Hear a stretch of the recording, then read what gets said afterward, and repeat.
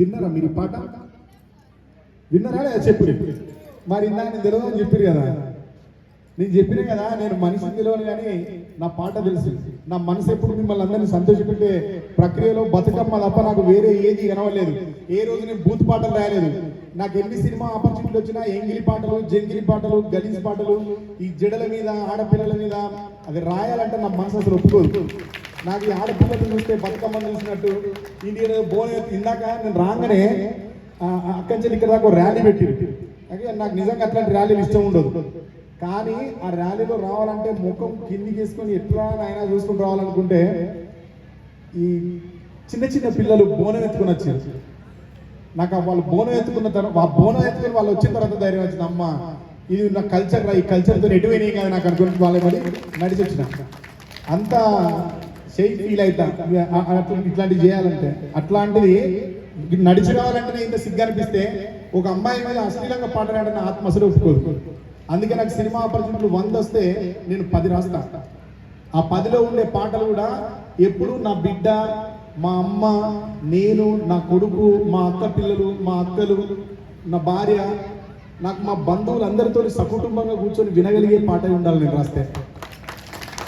అంత చూజ్ చేసుకొని పాటలు రాస్తాను. నాకు డబ్బులు రాకపోయినా పర్వాలేదు, నన్ను సాదుకోవడానికి మీలాంటి వాళ్ళు చాలా మంది ఉన్నారు. తెలంగాణ సమాజమే ఉంది కాపాడు కూడా. నాకు ఆస్తుల మీదనో సంపాదన మీదనో ఏదో చెయ్యాలి, ఏమో కూడగట్టుకోవాలి ఇట్లాంటి పిచ్చి ఆలోచన కూడా నాకు ఏమీ లేదు. నాకు ఏమి లేని నన్ను తెలంగాణ సమాజం ఇక్కడ దాకా తెచ్చింది. నాకు ఏం కావాలనో అన్ని అవసరమైన ప్రతి సందర్భంలో నాకు తెలంగాణ సమాజమే ఇచ్చుకుంటూ వచ్చింది. రేపు కూడా సమాజమే నాకు ఇస్తుంది. నాకు ఏం భయం లేదు. నేను మిమ్మల్ని సంతోషపెట్టే పాటలే ఇంకెప్పుడు రాసింది తెలుసా? ఇంకెప్పుడు మళ్ళీ బతుకమ్మ పాట మొదలు పెట్టిందే నేను. బతుకమ్మ పాటలు మొదలు పెట్టిందే నేను. దాంట్లో 4 పాటలు రాసిన తర్వాత రాయొద్దని నిర్ణయించుకున్నా. లాస్ట్ పాట కూడా మీకు ఎప్పుడు రాసిన అంటే ఒక పాట ఉంటుందబ్బా, పచ్చి పాల వెన్నెల నేలన పారబోసినట్టు. అప్పుడు మీరు వాయించండి ప్లీజ్, మహేష్ ఆగండి. ఈ పాట ఇంకా నా జీవితంలో ఇంకో జన్మెత్తిన బతుకమ్మ గురించి ఇంత గొప్పగా రాయలేదు. ఇంత రాసినా అర్థం కాలేదు అంటే ఇంతకంటే నేను కూడా ఇంకా అర్థమయ్యేలాగా ఏం చేయలేనని భావించి లాస్ట్ పాట రాయాలన్నప్పుడు 2019లో ఈ పాట రాసిన. దీంట్లో నాకు నచ్చిన విషయం చెప్తాను మీకు. బతుకమ్మ చుట్టూ పూలు ఉంటాయా, పూల చుట్టూ బతుకమ్మలు ఉంటాయా? మాట్లాడండి రా, గట్టిగా మాట్లాడండి. నేను మీ తమ్ముడు, నేను మాట్లాడక. బతుకమ్మ చుట్టూ పూలు ఉంటాయా, పూల చుట్టూ బతుకమ్మలు ఉంటాయా? బతుకమ్మ చుట్టూ పూలు ఉంటాయి కదా, అదే బతుకమ్మ చుట్టూ పూలతో పాటు పువ్వులు లాంటి నక్షత్రాలు లాంటి దీపావళిని రమ్మని పిలిచి అడిగినాం. ఏదో చిన్న కవితో మిమ్మల్ని ఎప్పుడు సంతోషపెట్టాలని. పచ్చి పాల వెన్నెల నేలన పారబోసినట్టు పూచెనే గునుగు పూల తోటలు, పచ్చి పసుపు గొమ్ములో పసుపు తీసి రాసినట్టుగా పూచె తక్కెడు కొమ్మలు, వేల రంగుల పువ్వులో గౌరమ్మని చీరలు, కోనేటిలో కలువలో బతుకమ్మని రవికలు. ఎంతటి అందాల మహారాణివే, నీ చుట్టూ పూలన్నీ చెలికత్తెలే, నిన్ను చూడాలని ముందుగా వచ్చిందే పువ్వుల దీపావళి. బతుకమ్మ రాకతో మావాకిలి మురిసేనే పాటతో ప్రతిలోగిలి. హే గంగమ్మ దిగి వచ్చే చిలుకై నీ కోసం చెరువుల్లో నిలిచింది ఆకాశం. నీ రాక కోసం చెట్లు పులకించి పూచేనే నీ పూజ కోసమే. గట్లపై గంధాలు దాచింది నీ కోసం గుమ్మాడి పువ్వుల్లో ఈ మాసం. గుడి లేని దైవం నీవు, బతుకమ్మ ప్రతి ఇల్లు నీకు నిలయమే.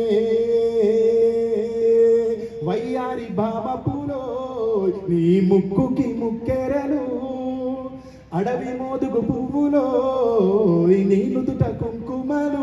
ఎంతటి అందాల మహారాణివే, నీ చుట్టూ పూలన్నీ చెడికత్తెలే, నిన్ను చూడాలని ముందుగా వచ్చిందే పూల దీపావళి.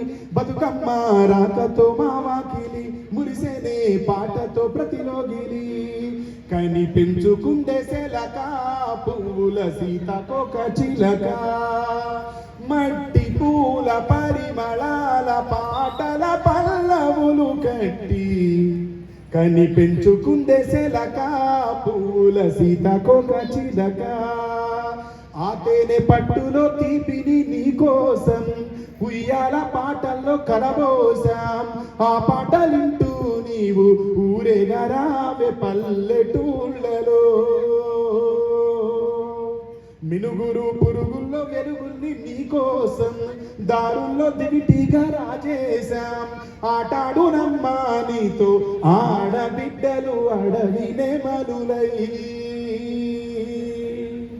వయ్యారి భామపులో నీ ముక్కుకి ముక్కెరలు అడవి మోదుడు పువ్వులో నీ నుదుట కుంకుమలు ఎంతటి అందాల మహారాణివే నీ చుట్టూ పూలన్నీ చెలికత్తెలే నిన్ను చూడాలని ముందుగా వచ్చిందే పూల దీపావళి బతుకమ్మ రాకతో మావాకిలి మురిసేనే పాటతో ప్రతిలోగిని నిన్ను పిలిచేనమ్మ ఏరు సాగనంపుతుంది ఊరు నిన్ను పిలిచేనమ్మ ఏరు సాగనంపుతుంది ఊరు అలల మీద ఊయలూగి ఆటాడుకోవే అని పిలిచేనమ్మ ఏరు సాగనంపుతుంది ఊరు.